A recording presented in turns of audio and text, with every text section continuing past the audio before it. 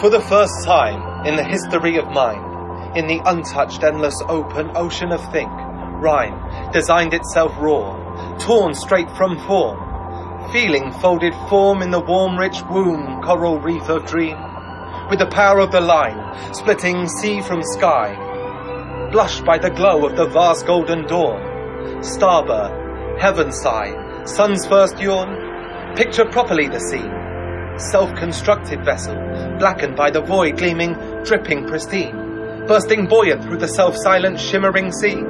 billowing, quivering, shivering with hunger, inflating with the supreme elation of creation, steam, rippling the placid, precious, pre-conscious water surface, supernatural speed, slicing to horizon,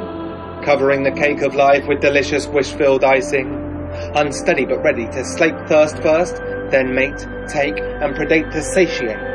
sharpened in a hunting state, certain catch sought, flesh-feeding deeply needed fuel to propagate, the rhyme vessel, sunk, hook, line, cast, and caught, this glittering, iridian, rare, fat fish of thought. So with the thought fish cooked fresh, the famished rhyme mind fed and digested, corporeal invested essence,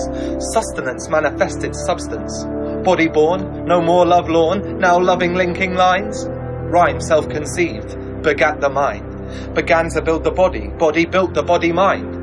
From that first potential ocean, latent liquid genesis potion, primordial briny poet afloat on rocking rowing boat, began and spoke,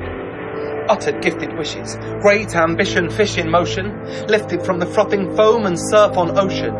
their nascent tracery of flippers flapped to fly aloft, new creative creatures feathered, inspiring sails on the acorn boat, where the word-working wind-washed poet sat content to gloat,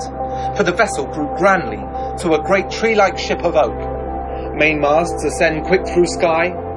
encircled in a spiral high,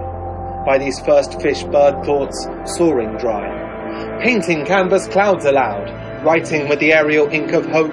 intricate elegant sentences of shimmering rope, rigging stanzas across the pale blue, magisterial thoughts in rapture freely swam and flew. The smiling sky ordained this drama by blushing seamlessly through, lemon green to orange golden and a deepening rose red hue, which flicked the cumulus pageant pink, then faded in a blink of ages, till sighing out of sight, all colour fled from night. Now hosting this unique incarnate mind, from horizon to horizon, silver constellations and their silent clockwork gears grind, driven by, beneath all things, the starry dynamo of time. Weary from becoming, he is gently rocked to sleep by the lulling motion of the tide, ballasted with pride, cradled in his own palpable creation, momentary sanctuary of emptied head perfection.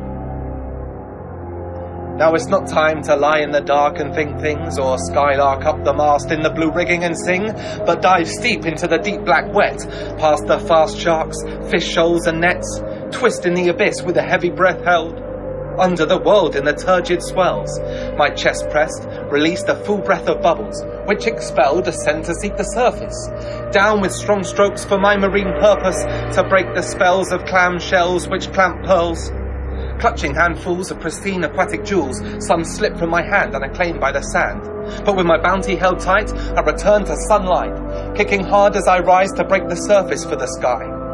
On the tall ship deck, the pearls clean wet, then begin to deliquesce on the boards where they rest. As they melt into the wood of the ship where I'm stood, I see the planks petrify before my sore eyes, until the entire ship is crystallized, pearlescent and bright.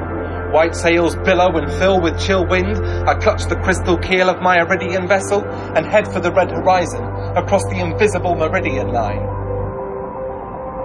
A great grid imposed over the whole world. Old green gold, pale blue home globe, held by the mental hand of man, gripped and tamed by the same. This same climbing frame of an evolved ape's brain,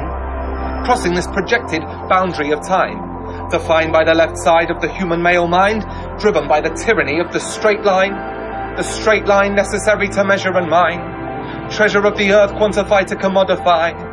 So this left side linear limiting line continues to carve, conquer and divide, but I feel pride for the power of geometry as the graceful petrified ship cuts quick, slick crystalline clipper riding the high tide. A thing Is a think just a unit of thought? The woven world chosen, precisely broken into units to be sold and bought, but also combined for creative design, iterating configurations, process refined. So no surprise that this linear, measuring obsession had us half blind, from forgetting that quality also qualifies as a mode of measure, incorporating pleasure as a reason, for labelling life's pieces as aesthetically pleasing.